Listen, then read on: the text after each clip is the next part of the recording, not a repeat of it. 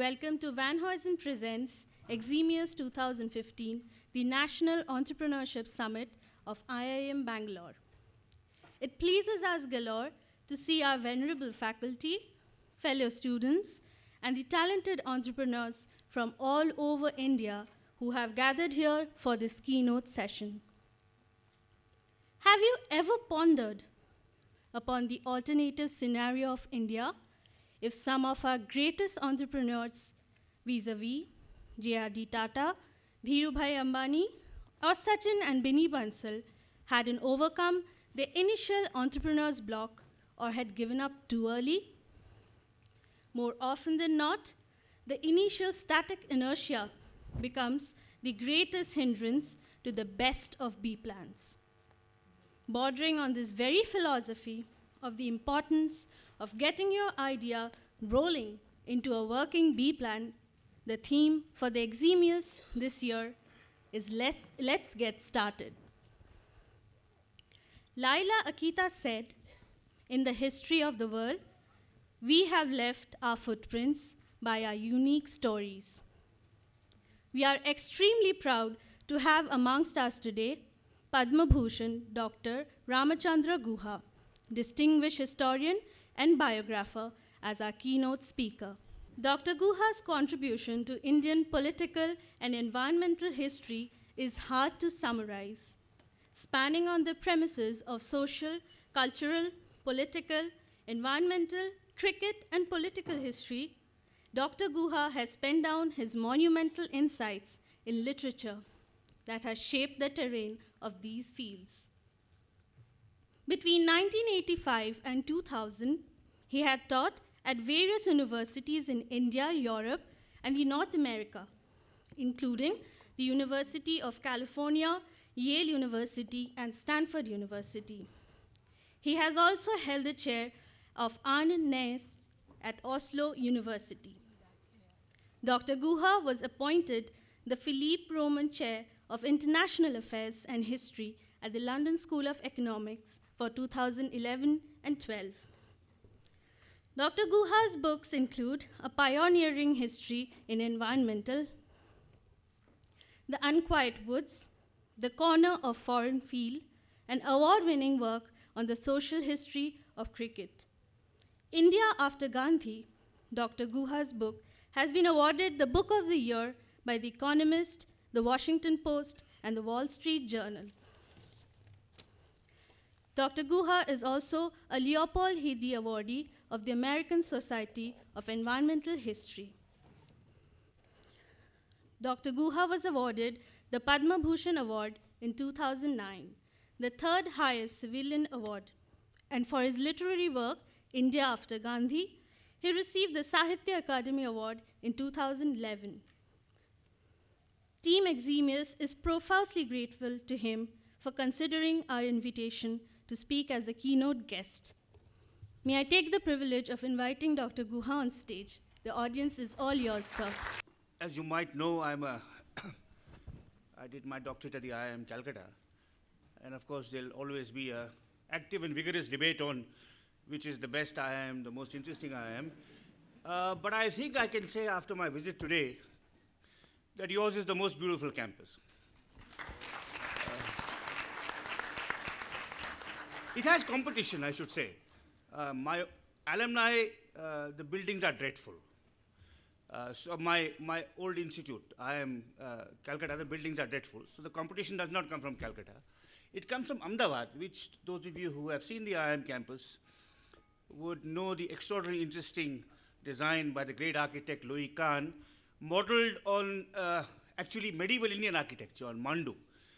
It was the forts and palaces of Mandu in central India which inspired Louis Kahn. This campus was designed by an equally great architect from Ahmedabad, interestingly, Balkrishna Doshi. And I came here many years ago, before most people in this audience were born, because one of my friends was a junior to Doshi. This was in the late 80s, must have been 87 or 88, I came with him. And of course, the stone had come up, and it looked a little cold because everything around was bare. But 25, 30 years later, with all this extraordinary verdant greenery, It's very welcoming, and I'm very pleased to be here. I'm going to speak about the Republic of India. The theme for this meeting is Get Started. Now, if India was a company, a startup, in 1947, and if you were a venture capitalist, you wouldn't have invested in it. Because it was bound to fail. Any prudent venture capital would be bound to fail. And the story of India, which is complex and partly inspiring, partly despairing, which I'll describe to you today, may act as an inspiration for those of you who are going to get into the world of entrepreneurship, even if no one invests in what you think is a fantastic idea. The Republic of India is the most reckless political experiment in human history. I can say that without fear of being controverted. It's the most reckless political experiment in human history.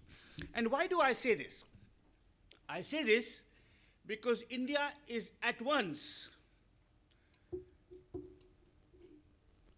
an unnatural nation and an unlikely democracy. It's an unnatural nation because never before was a territory so diverse, so large, so divided, united as a single nation. The history of European nationalism is one of people coming together under a common flag, a common currency, and a common army on the basis of a shared language or a shared religion. And India, of course, does not have a shared language or a shared religion. So it's an it's an unnatural nation. It's also an unlikely democracy because never before was a largely illiterate population granted the franchise. If you look at the history of Western democracies, first only educated men were allowed to vote. Then men of property were added on. After a long struggle, working class men were permitted to choose their leaders.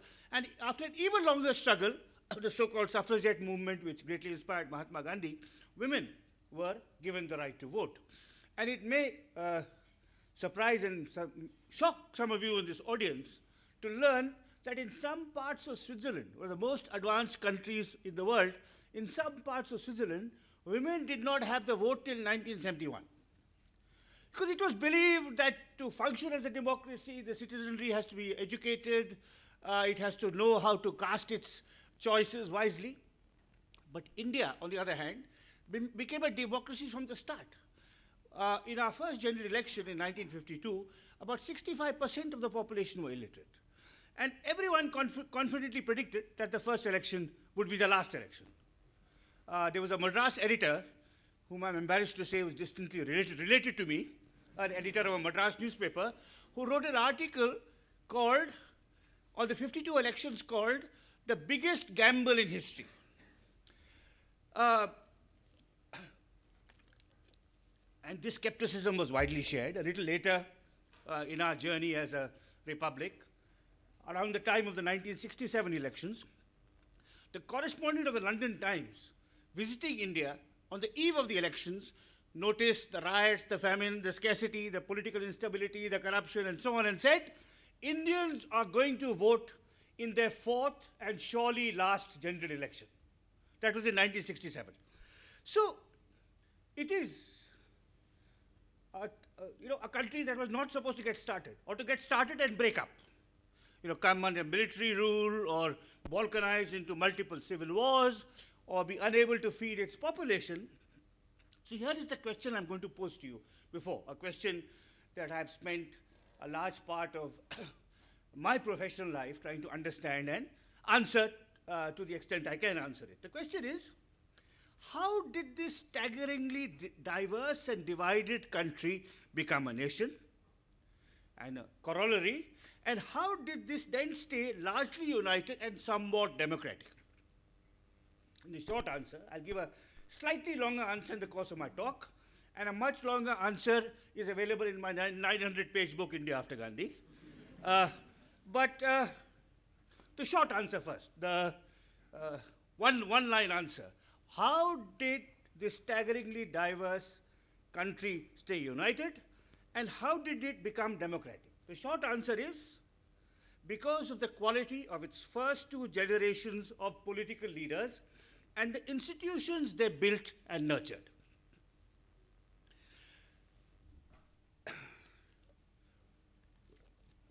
Now, what is striking about Indian nationalism, in the history of nationalism, is that it's not adversarial. You know, if you look at, there's a wonderful book, for those of you who are interested in reading history, there's a wonderful book written by the British historian Linda Colley. It's called Britain's The Forging of a Nation, and it's a story of the uniting of Great Britain in the 18th and 19th century. How did Britain get united? On the basis, first, of language, a common tongue, English. So, minority dialects such as Celtic, Welsh, Scottish were extinguished. Then, a common religion, Protestantism. So, even Catholics were regarded as slightly suspicious. Forget about Jews and Muslims who are beyond the pale. And till today, the Queen is not only the head of state, but the head of the Church of England. So you had a common religion, a common language, and a common enemy, which is France. So to be British, you had to speak English, you had to be a Protestant, and you had to hate France. You go across the border, the channel, and it's the reverse.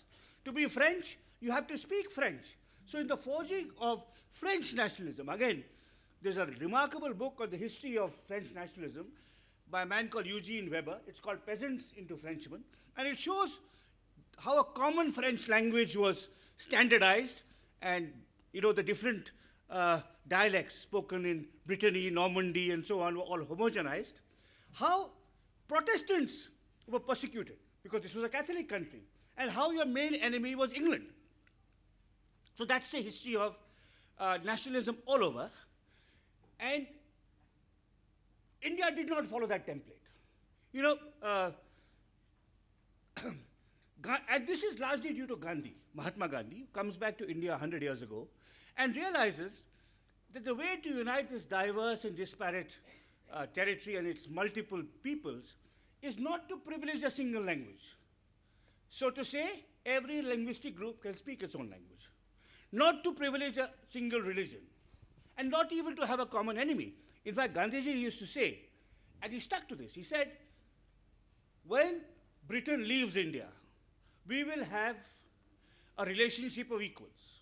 And it is quite striking that his closest friend was an Englishman. And some people, some hardline nationalists did not understand the subtle distinction that Gandhi made, where he said, British imperialism is bad. But there may be British people who are good, and after we vanquish British imperialism and we become independent, we will forge a relationship of partnership. And that is why you have a statue of Mahatma Gandhi now outside the British Parliament. And this relationship is unique in the history of the modern world. If you look elsewhere, the Algerians detest the French because they colonized them so brutally. The Indonesians and the Dutch have a very problematic relationship. The Vietnamese and the Americans, again, the same issue. So Gandhi was very clear that unlike Europe, we will not base our nationalism on a single religion or a single language. He was also very clear that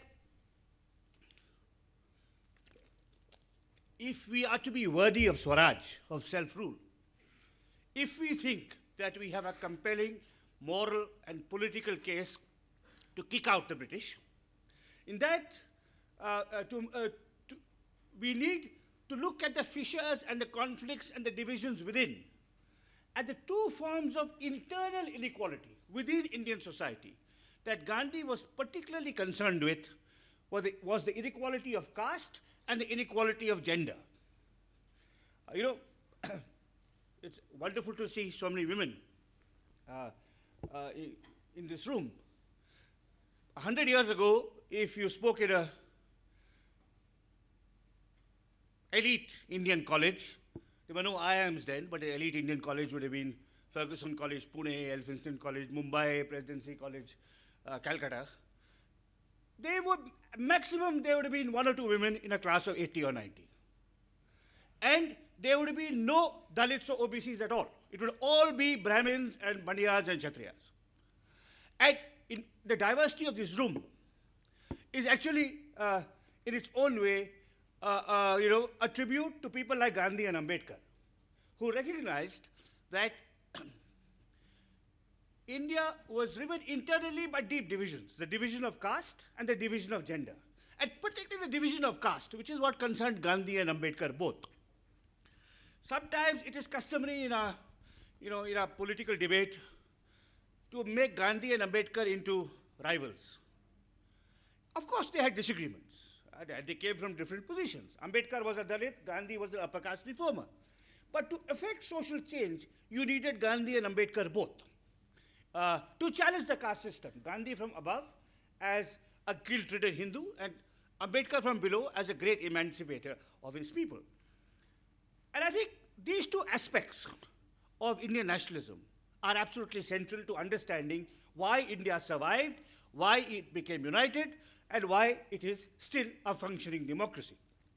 That Indian nationalism, unlike European nationalism, never privileged a single language or a single religion.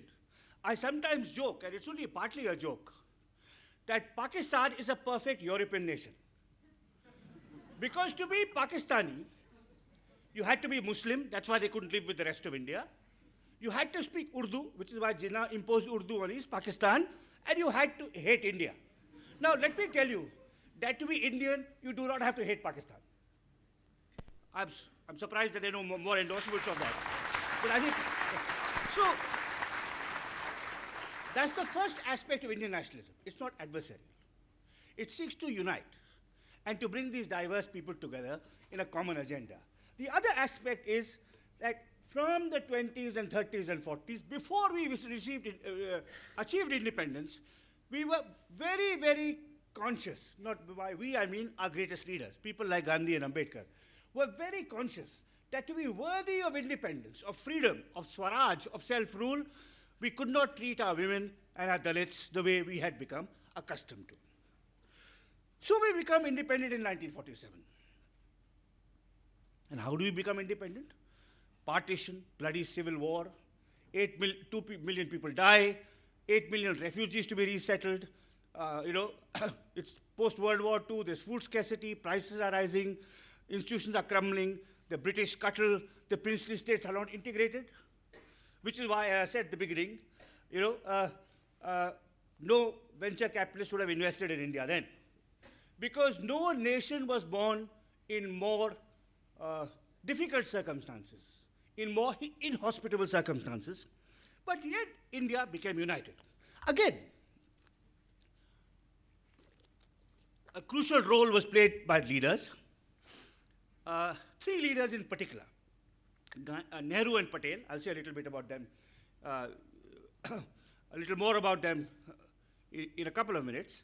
Nehru was Prime Minister and Foreign Minister, and Patel was Deputy Prime Minister and Home Minister. And the third person, Ambedkar.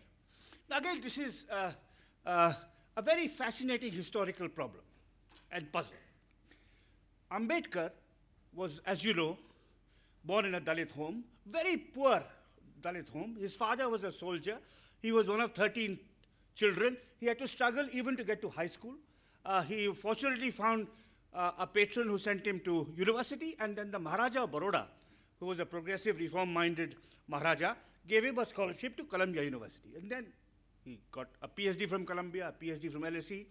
He graduated from, he became an articled barrister in the London Bar, and he comes back after his studies finally in 1926, determined to become a political activist and work for Dalits. Now, in 1926, Ambedkar was 34, relatively young man. The safe option, he had 2 safe options before him.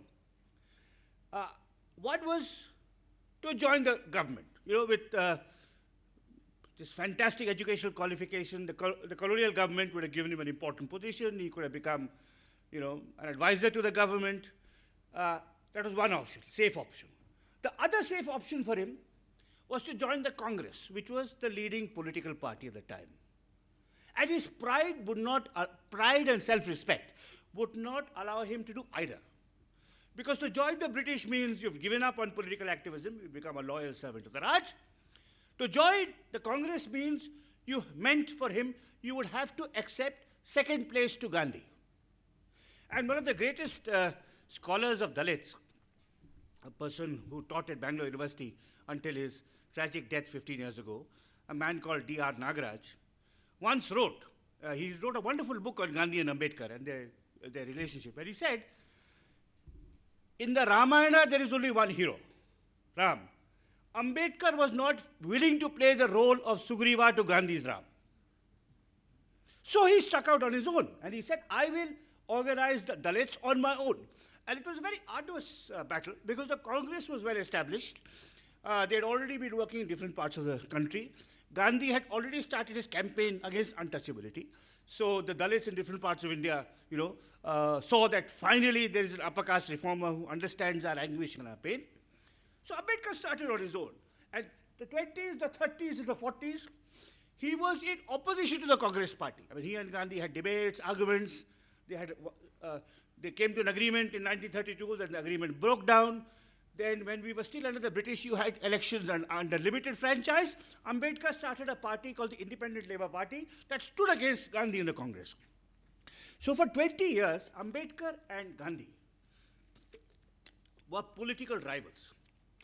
And Ambedkar was working not only outside the Congress being the main dominant party of the national movement, not only was he working outside the Congress, but in opposition to it. And yet, when India becomes free in 1947, and the names of the first cabinet ministers are announced, Ambedkar is in it. This is an extraordinary story of reconciliation. And it comes about because Gandhi tells Nehru and Patel, freedom has come to India, not to the Congress party. So your first cabinet must have the best people regardless of their party affiliation.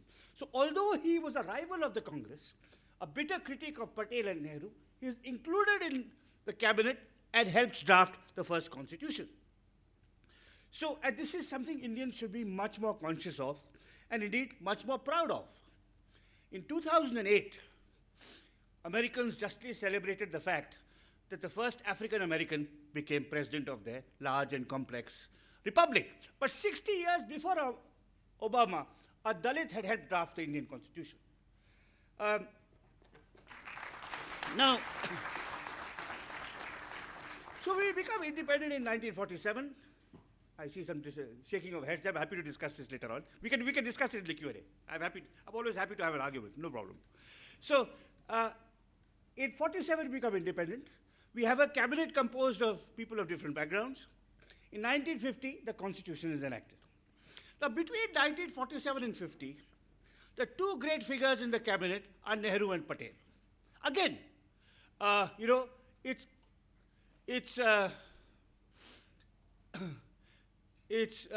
very easy to see Nehru and Patel as rivals. It's especially encouraged by the political bickering of recent decades, because the Congress disowned Patel. After the Congress was taken over by the Gandhi family, everyone except Indira, Rajiv, Jawaharlal Nehru was ignored. Not just Patel, but Rajaji, Kamaraj, Kamala Devi Chattopadhyay, all the great congressmen, Nijalingappa. So the Congress threw out Patel and the BJP grabbed him. The Congress was morally wrong to disown Patel, the Congress of today, Sonia Gandhi's Congress, and the BJP was unscrupulous to own Patel because he was never a member of the BJP, he was a congressman all through. And again, if you look at it historically, not from the prism of an ideologue, but historically, Nehru and Patel were partners in the building of a united and democratic India. Of course, they had differences, as anyone does. Two friends, husband and wife, father and daughter, professor and student, they have disagreements, they have differences. But beyond the differences, they were absolutely united in their commitment to uniting a diverse and fragmented country and to giving it a democratic template. And especially after Gandhi's death in January 1948, they submerged their rivalry, their differences, and built an extraordinary partnership. At the greatest of the Nehru-Patel partnership between 1947 and 1950, 1950 is when Patel dies, is that each knew what was the other person's strengths. Patel knew that only Nehru could represent India to the world, that he had an interest in foreign policy, that he could hence be our most effective prime minister. Patel also knew that Nehru could unite the different parts of India. Nehru was a Hindu who was trusted by Muslims, a man who was totally committed to gender equality, and a North Indian who was admired by South Indians. Whereas Patel was seen very much as a Gujarati Hindu, and Patel understood that in terms of charisma, in terms of appealing to diverse constituencies, Nehru was much better. At the same time, Nehru knew what Patel's strengths were, which were not his. Patel was a great organizer. So to build the Congress party, to get the constitution piloted, in fact, Patel and Ambedkar played a very important role working together to draft the more progressive sections of the Constitution, a story that has been told wonderfully in Granville Austin's History of the Indian Constitution. And Nehru also knew that Patel was best placed to solve the most difficult and complex problem that India faced at independence. And this was the integrating of the princely states. The British left in August 1947, and apparently they left behind two countries, India and Pakistan, but actually they left behind more than 500 undefined political units. Across the territory of what was India, you had more than 500 princely states, some small, some medium, some large. Mysore was medium. There were some that were just a few square kilometers. Those of you who are cricket fans know of the Nawab of Pataudi. The Nawab of Pataudi controlled a state that was only 21 villages. So there were some that were tiny. Some were the size of Mysore, which is about 6 districts of Karnataka, and some were as large as a European country like Hyderabad, which is bigger than France or Germany. So how can you have a nation where your territory is not united, where British India, which then becomes India, is interspersed with 500 pieces of territory colored in different colors of the map? And many of these princely states have their own currency, their own stamps, their own railway system. How do you integrate all of this? And Nehru understood that only Patel had the patience, the acumen, the administrative skills to do this. And he brings them aboard. Patel brings them aboard one by one by one by one. Now, it was my great privilege to know one of Patel's associates in this endeavor, a civil servant called C.S. Venkatachar, who was Secretary of the Ministry of State. So he was number three to Patel. Number two was a man called V.P. Menon, who wrote a great book called The Story of the Integration of Princely States. And Venkatachar, one of my teachers, was next to him. And he told me, he said, Patel told his staff, we have to get all these princes on board because we have to create a unified territory. And he said, we don't want their jewels because they were notorious for accumulating hoards of jewelry. We don't want their jewels. We don't want their women because they were also notorious for keeping large harems. We want their land. And in exchange for their land, they were allowed to keep their titles, their property, and some token symbolic concessions. It was an extraordinary feat. I mean, the German statesman Bismarck is credited with uniting Germany in the 19th century, because Germany was many different principalities, but not 500, about 15 or 20. And Patel's feat is comparable to that of Bismarck. And I think young Indians don't see how difficult it was. Some years ago, I was giving a talk at Infosys, and I asked the audience the question, and I'm going to ask the same question today to this audience. How many of you are from north of the Vindhyas? Okay, that's about half the room. Now, do you know that if the Nizam of Hyderabad had his way, I could not be speaking to you today. You could not have joined the Indian Institute of Management in Bangalore. Because when India became independent in 1947, it took Patel and his team a year and a bit to integrate all the states. Two states held out. One was Kashmir, which is another complex, which I won't go into here. That's to do with Indo-Pakistan rivalry. But Hyderabad was in the heart of India. And the Nizam, who was one of the richest, who was the ruler of Hyderabad, one of the richest men in the world, and also one of the most miserly. I regret to say that's still a fairly common combination. So you had the Nizam of Hyderabad. He said, I'll be independent. I have signed a treaty with the British government. So when the British government leaves, I'm independent. And egging the Nizam on was Winston Churchill and right-wing politicians in England. And Patel negotiated for more than a year. And when the Nizam said, sorry, I want to be independent, and Jinnah was sending arms, then the Jinnah appointed an ambassador to Hyderabad, and Hyderabad appointed an ambassador to Pakistan. Finally, the Indian army went in, and they were united. And Patel said, in this process, he said, Hyderabad, independent Hyderabad, will be a cancer across the heart of India. Just imagine. Supposing we had not been able to integrate Hyderabad.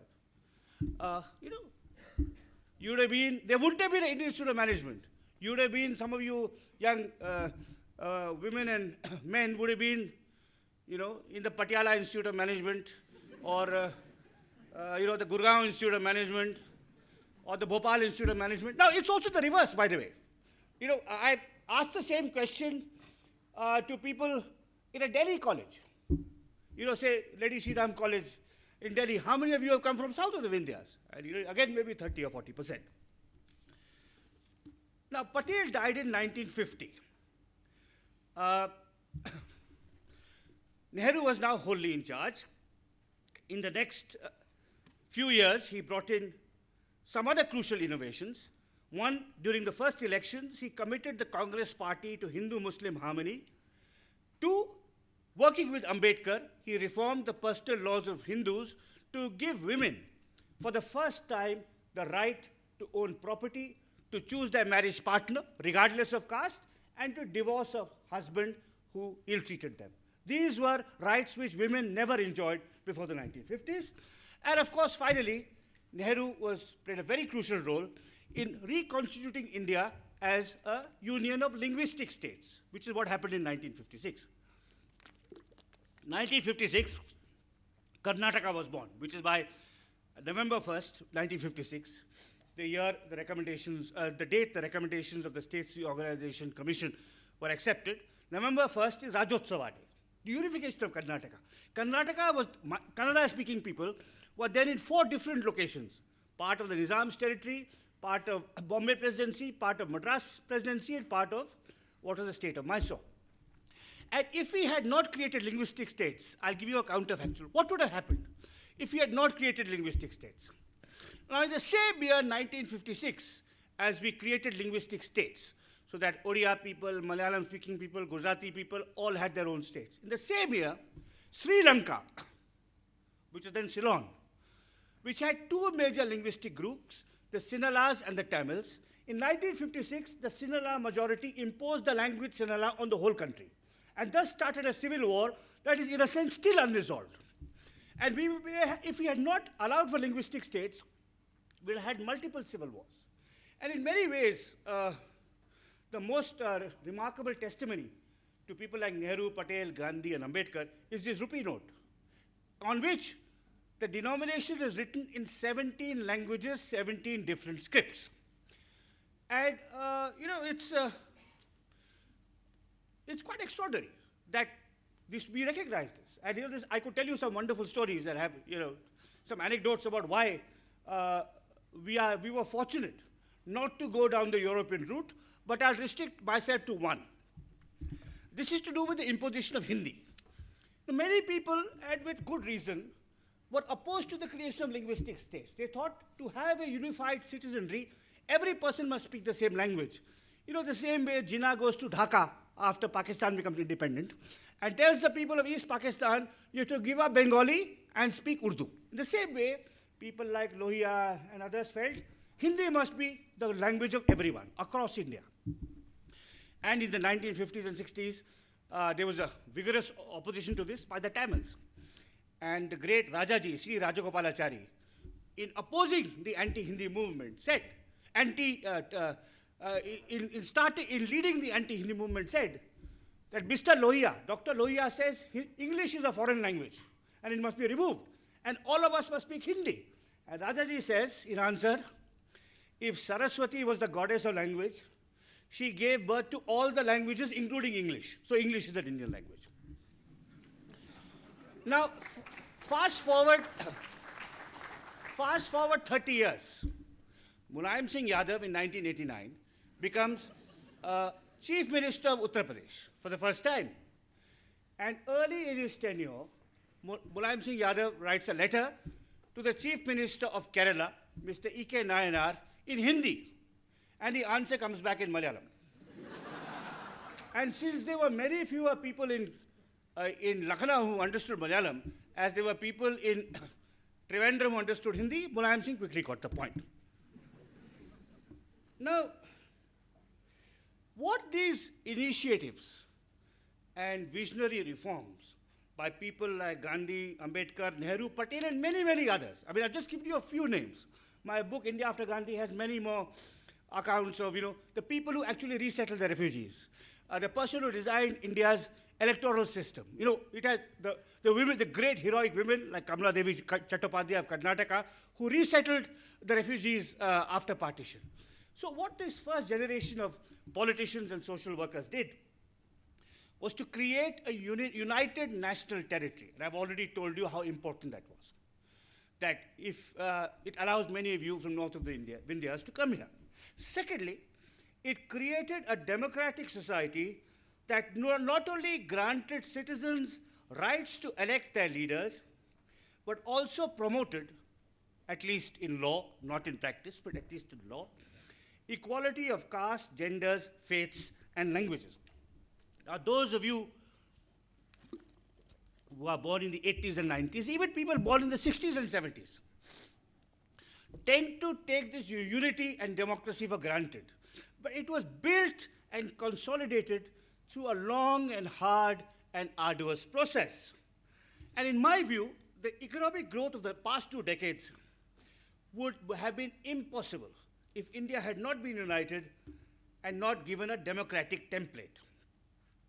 And in that sense, in my view again, people like Gandhi, Ambedkar, Patel, and Nehru are even more responsible for 8% growth than Narasimha Rao or Manmohan Singh or Atal Bihari Vajpayee. Now, I've given you a quick survey of the past and how this startup called India stuttered along, stumbled along, and somehow survived even though no venture capitalist invested in it. Now, I'm coming to the present, and I'll say a little bit about our present problems, and then I'd like to open it up for Q&A. Now, although India was united, it has survived, it is democratic, it still faces problems, challenges. And I'm going to identify 6 major problems that India faces today.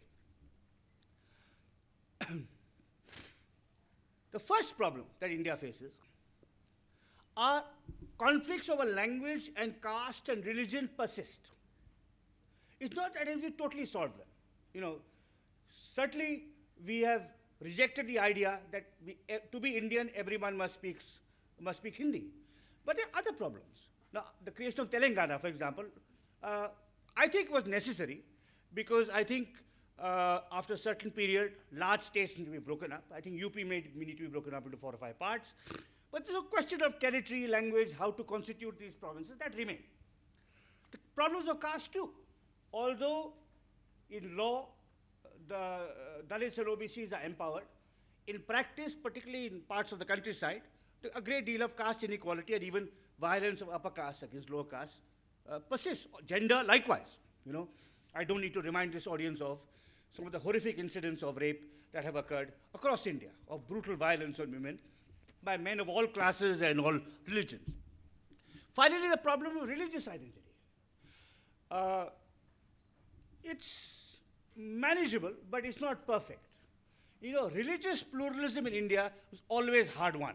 It's a difficult and complex challenge to nurture tolerance, religious tolerance in a society like ours, especially in a world riven by religious intolerance. There's rise of Hindu fundamentalism, Muslim fundamentalism, Christian fundamentalism across.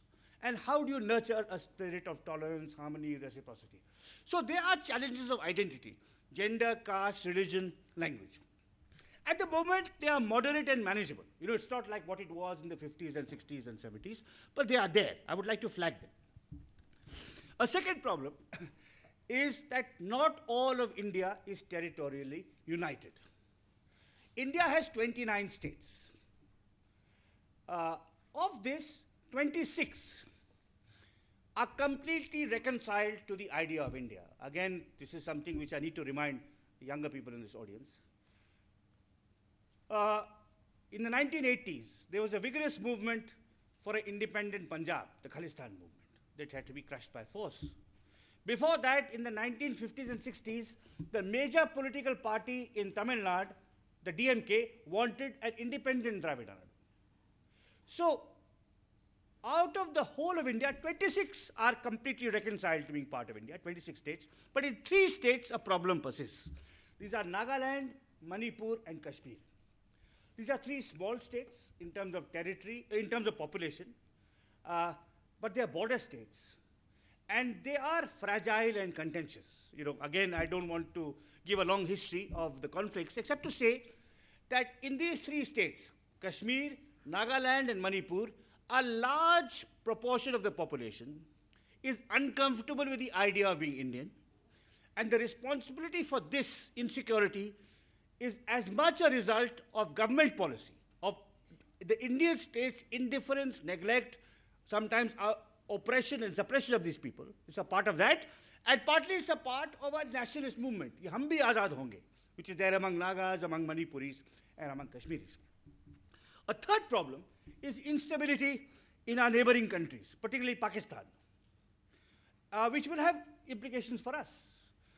We don't know. I mean, just as an entrepreneur entering a field doesn't know what his or her competition will do, and here, we don't know. We can't really judge what will happen to Pakistan, what will happen to Bangladesh, and this is real instability. And that's the question we have to face. A fourth challenge that India faces is growing inequality. Now, as countries grow economically, inequality also rises. As part of this is inevitable. It happened in Europe in the 19th century, it happened in America in the 20th century. But the question is, when do inequalities become unmanageable? When do they pose a threat to democracy? When do they create such anger and animosity and a sense of deprivation of those who have been left out? And in India, there are worrying symptoms. The increasing violence in cities is one manifestation of this. The Maoist insurgency in central India among the poorest Indians, the most deprived, or the Adivasis, is another manifestation of this. So we need to be concerned about inequality. A fifth question is the corruption of public institutions. The everyday corruption that all of us face, the massive scams at higher levels of government, the politicization of the police and the administration. These are, the corruption of public institutions is a fifth challenge that India faces. A sixth challenge that we face is caused by environmental degradation. And I'm not here speaking about climate change. I'm not talking about India's responsibilities to a global climate change treaty. I'm talking about domestic environmental problems. India is an environmental basket case. Levels of air pollution in our cities are highest in the world. Our rivers are dead. There is no safe system of toxic waste disposal. Groundwater aquifers are depleting at an alarming rate. There's a decimation of biodiversity. And all these environmental problems affect the poor most. In Delhi, air pollution means massive loss of life due to ill health. Water pollution, likewise. You pollute a river, and fisher folk downstream are affected. The depletion of groundwater aquifers means that farming is under threat. So even Punjab now has water scarcity. Toxic waste disposal, again. These are real questions for us to face. And I think, especially in the medium and long term, the Indian economic growth may be gravely undermined by environmental degradation. So there are 6 problems I flagged. There may be others. Maybe in a different talk I would prioritize them. But let me just, thanks. Let me just briefly itemize the 6 challenges India faces today in 2015. Conflicts over language, caste, gender, and religion. At the moment, these seem moderate and manageable, but they could escalate. Second, secessionist movements in border states. 3, instability in our neighboring countries. 4, growing inequality within cities, between city and countryside, and between different states. 5th, corruption and corrosion of governance. 6th, environmental degradation and the social problems it causes. Now, if you look at these 6 problems, the question that arises is, how do you tackle them? I am a historian. I don't give solutions. I'm a historian. I don't look into the past. Although I recognize that if I was to become an astrologer, it would be a profitable change of profession. But I don't. I give a diagnosis of the present from the past, how the present can illuminate the past. And it's for young people like you who study institutes of management, as you carry on in your life's journey to work out the solutions to our country's manifold problems. But I'm going to give you, in conclusion, the last 5 minutes of my talk, a conceptual framework to understand where India is today, where Indian democracy and Indian society is today in 2015, as compared to where India was in 1947 when we started our journey. And the conceptual framework is very simple. Think of this bottle as a stool on which someone sits. And think of that as representing India. So India is a stool. Any country, any democracy is a table, a stable table, which is sustained by 3 legs. And these 3 legs are entrepreneurs, the state, that is government, and civil society. Entrepreneurs, the state, and civil society. And a country is stable, at peace, relatively prosperous, when all 3 legs are functioning well. If one leg is slightly, infested by a termite, let's say these are all wooden legs, it'll shake a bit. If 2 legs are beginning to crumble, it'll topple over and become a military dictatorship or civil war or the kind of things that are happening across the part of the world. But to be stable and solid, all 3 legs need to be stable and prosperous, all 3 legs need to be solid, which means the state, the private sector, and civil society all need to be performing well. In my book, India After Gandhi, I described India as a 50-50 democracy. And I should explain what I mean by that. There is no country in the world that is 100% democracy. That is utopia. That exists in novels and films, but not in everyday life. The best democracies in the world are probably the countries of Scandinavia and Canada. I've written a column which will appear in a few weeks, which I've called Why Canada is the World's Most Underappreciated Country. I'll explain there why Canada is important, more than the US, because the US has massive inequality. The US also has acquired its wealth through annexing other countries, through brutal wars of aggression and so on. So a country like Denmark, I would call a 70% democracy. There are still problems. There are still some corruptions, inequalities, some violence, but it's relatively stable, relatively prosperous. It doesn't have aggressive designs on other countries. Women are relatively safe there in the professions. So there is no country that is 100%. That is utopia. So India is about 50%, and we should aim to become, let's say 55, 60% in the years to come. And how can we reach that? Now again, go back to the past and go back to my image of India as a stool whose functioning depends on the good performance of those 3 legs. In the 50s and 60s, entrepreneurs were okay. There were some entrepreneurs, they were constrained by the state, and even the ones that were not constrained by the state were timid and risk-averse. They essentially came from business families, they were family firms or multinationals. civil society was kind of non-existent. And although the legs of the private sector and the civil society were suboptimal, the state performed magnificently. Our politicians and our administrators made sure that the stool did not rock and fall over, and India did not collapse. Fast forward to today. In terms of this metaphor I've given you,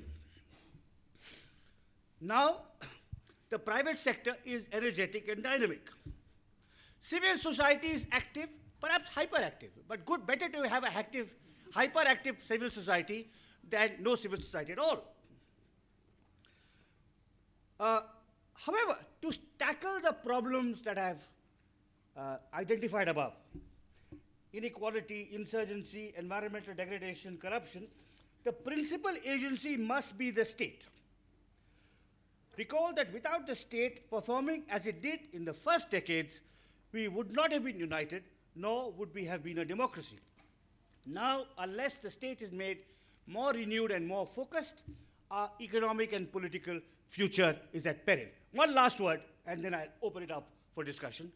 There's a lot of talk of reform. The first generation of reforms in the 1990s was joining the world economy and removing the state's discretionary power to allot licenses. And people talk about the second generation of reforms, which is investment in FDI, GST, labor law reforms, and all that is fine, and some of that is necessary. But there's very little talk about what second generation reforms should really mean. And second generation reforms, in my view, above all, should be the renewal and enhancement of state capacity. How do we get state schools to have teachers who teach? How do we have a public system of healthcare where the poor have access? I mean, take someone like me. I mean, I can access the best hospitals in Bangalore. But what happens when my house help gets sick? Where does she go? Where does he go? We need public sector reform to attract young people like those in this audience to feel energized by public service, not to think it's only for the indolent or corrupt. We need much better independent regulators. We need a fairer, more independent-minded, and better staffed and better educated judiciary. So if really, this is really the last word I'm going to say, that we really need to think of the second generation of reform as much more than the ease of doing business. India's future will, of course, rest on its entrepreneurs, on its civil society activists, but arguably it will rest even more on the quality and capability of its public institutions. Thank you very much.